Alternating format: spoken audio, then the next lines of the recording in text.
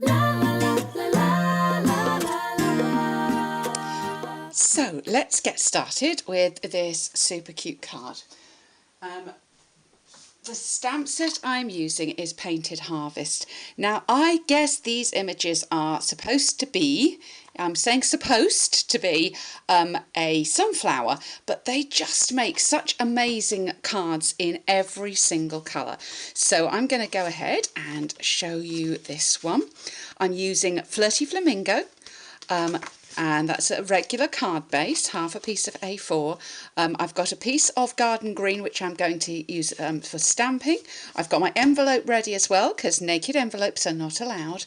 And I've also got a piece of vanilla ready for the greeting. So we'll start with Flirty Flamingo, and I'm starting with the bigger outline on this of this flower. And it is just beautiful. Now this is supposed to give a watercoloured look. When we were doing this in class, some people were concerned that they thought they ought to be getting a stronger look on there, but no, it is supposed to be watercoloured. Also, the base is designed to be a little bit paler. The technology of the stamps is that I'm actually using one colour here, so I'm just using Flirty Flamingo. So unlike some images where you have to do, with two-step stamping, you have to do a different colour or you have to stamp off on the first image, the technology of these stamps means that you get this amazing look. Isn't that beautiful? As though I've sat there for hours with a paintbrush. And believe me, if I did sit there for hours with a paintbrush, I wouldn't come up anything as good as that. I think it is so cute. Then we're going to do a little bit of crumb cake, and this is the centre of the flower. Because this is a solid image, I'm just going to make sure I just hold that on for a moment to let the ink transfer, and just give a little bit more attention when I'm using photopolymer stamps. They're not quite so forgiving as the red rubber.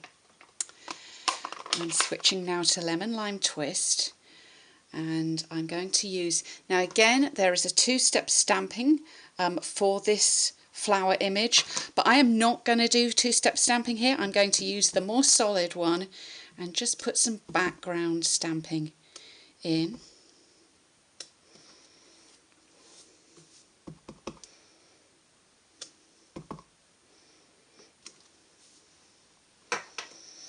And then we're going to go for garden green.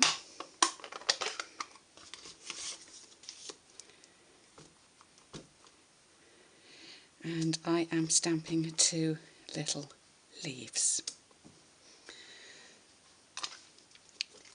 Now the reason I'm stamping these, making sure they are straight, is that's the shape of the punch, so then we don't have any trouble punching those out. So you want your stalk going straight down. Again, this is a two-step stamping if you wish to do it, but because I'm doing a garden green ink on a garden green background, I didn't feel I needed an extra stamped layer. And you can see they are really super pretty. Oh, and I'm going to stick with garden green actually for my greeting.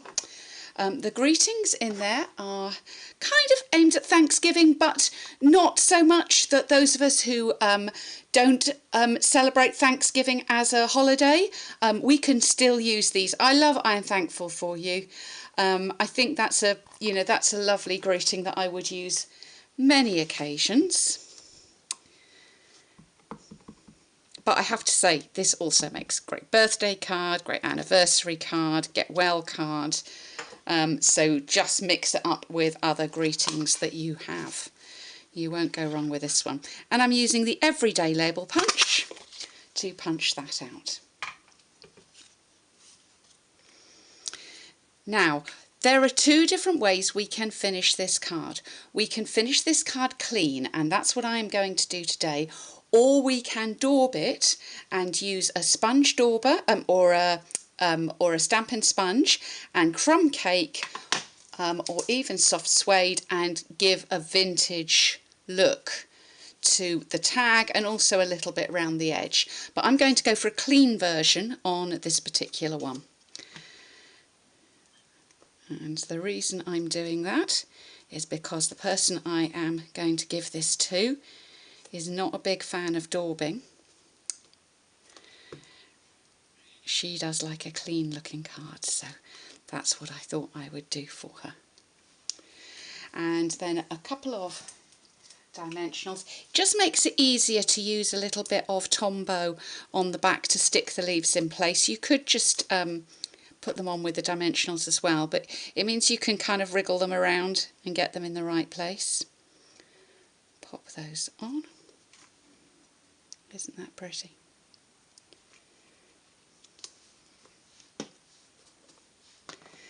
And then finally I will little Tombow on the back and layer that onto the Flirty Flamingo card. I do think that Flirty Flamingo and Lemon Lime Twist are just such a lovely, cheerful, bright combination. Now I want to show you another couple of cards that I have made with, again, completely different to this one. I've gone for some different colours that you wouldn't necessarily think of with these stamps. So this one here is using the Painted Harvest stamps and the punch in particular. I've done the leaves with the punch. I will say that punch that we used earlier, which is that leaf punch, comes bundled with Painted Harvest, so you can save 10%. Now here the colour combinations I've used, I stamped first of all in Crumb Cake and then over the top in Early Espresso to get this really dark look. And I finished the card with a little bit of Wink of Stella on the many layers of leaves that I've put on there. This one here is much more of a vintage, real vintage look. I have torn round the edge. I breathed through it. Tearing paper is kind of, you know, it's hard for me, but I can do it. So I tore my layer of Very Vanilla.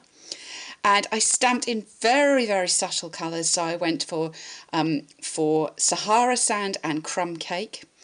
I then took some Saffron, and I actually took an aqua painter and dragged a little bit of the Crumb Cake mixed in with a bit of Saffron out from the flower. So you can see you actually get a bigger kind of halo look around that one. I've used some twine, and when I punched the leaf I put a little thanks on there and I hooked the leaf over some of the twine and attached that with some of the new mini dimensionals, which are so useful. Daubed heavily around the edge, and the leaves I did in the Always Artichoke, again to give that really soft effect. So which one do you like? Dark and bold, vintage, or bright and colourful? Or is your preference for going for it with the intention of the stamp designers, which I'm sure was to go for sunflowers? What do you like best? I would love to know. If you're on YouTube, you can leave a comment below. If you're on my blog, then there's a place to comment there too, and I would love to hear from you. Thanks for visiting Elizabeth's Craft Room today, and I look forward to welcoming you back again soon.